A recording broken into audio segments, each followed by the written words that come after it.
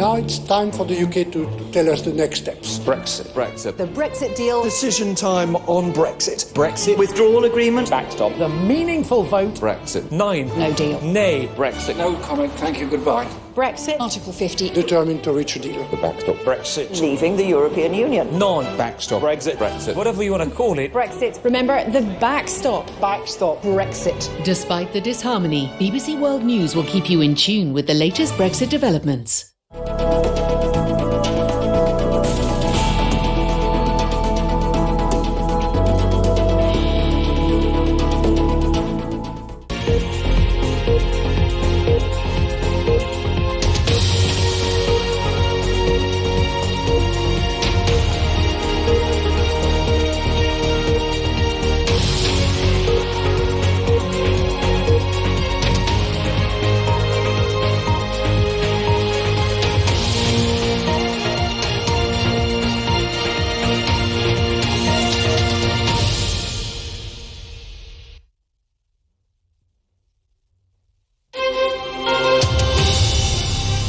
I'm Sharonjit Lail in Hanoi, where the scene is set for the second round of historic talks between the leaders of the US and North Korea.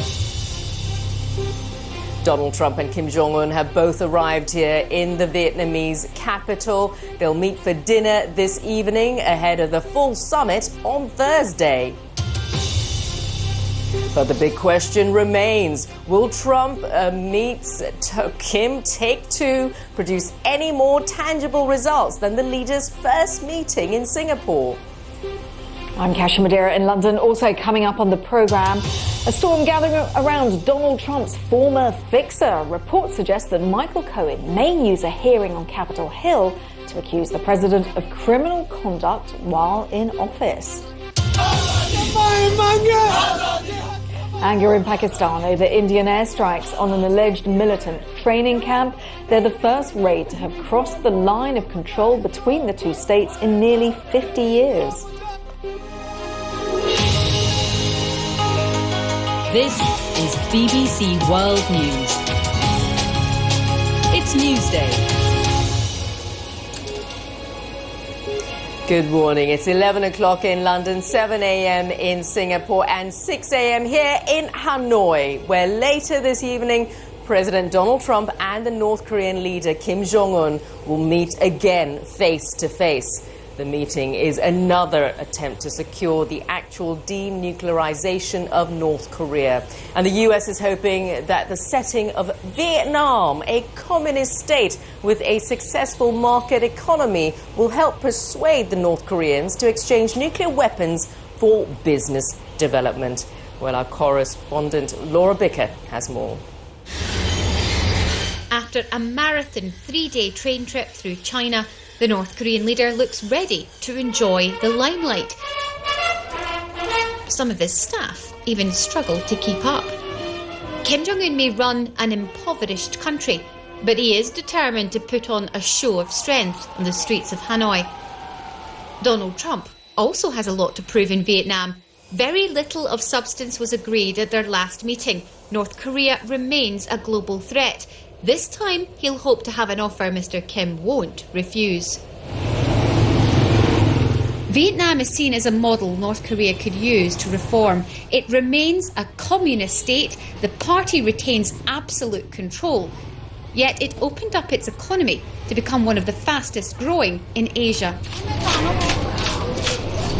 Bang Thi-Tan took the chance to establish her own textile business using traditional Vietnamese methods. She employs dozens of staff, and after 24 years, her firm is now global. If I give the advice to North Korea people, you need to keep working very skillful thing. You have to make something that special only in your place, and you also need to learn the international market. Oh my God, here is so fancy market. Most North Korean households have been making money on the black market for years. Here in Seoul in South Korea, one defector told me it's tolerated but still illegal. It's the only way some families earn money for food. And she's not sure Kim Jong-un is serious about economic reform. Just I'm worried about just one thing, Kim Jong-un showing his good leader, and I am developing Pyongyang, like fancy countries, higher building. That is, I think that is not North Korea. That is not North Korea. These Hanoi school children are singing about their hopes for the summit. They come from a country which has made peace with the US and gained prosperity.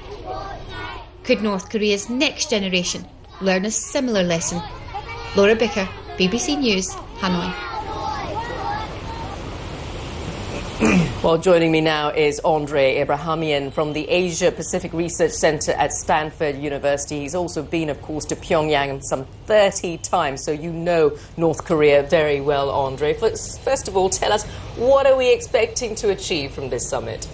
Well, both leaders need to go home with something this time. Singapore, as you noted, didn't come up with a lot of concrete solutions. It was a set of vague, rather aspirational statements. This time they're going to need to compromise on both sides and give the other leader something to take home and say there is a win. All right, you said Singapore, of course we were both there.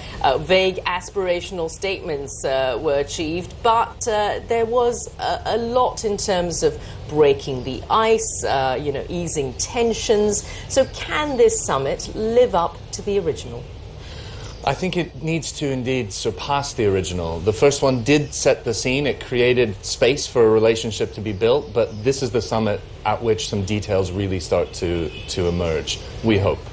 Now, you've had access to a lot of the crucial people behind the scenes here, chiefly Steve Biegun you've spoken to, and he's the point man the US are using to try to deal with the North Korean issue. So what are they telling you in terms of what America wants to achieve? Well, Special Representative Steve Biegun spent a little time at Stanford University on his way to Pyongyang to negotiate earlier this month.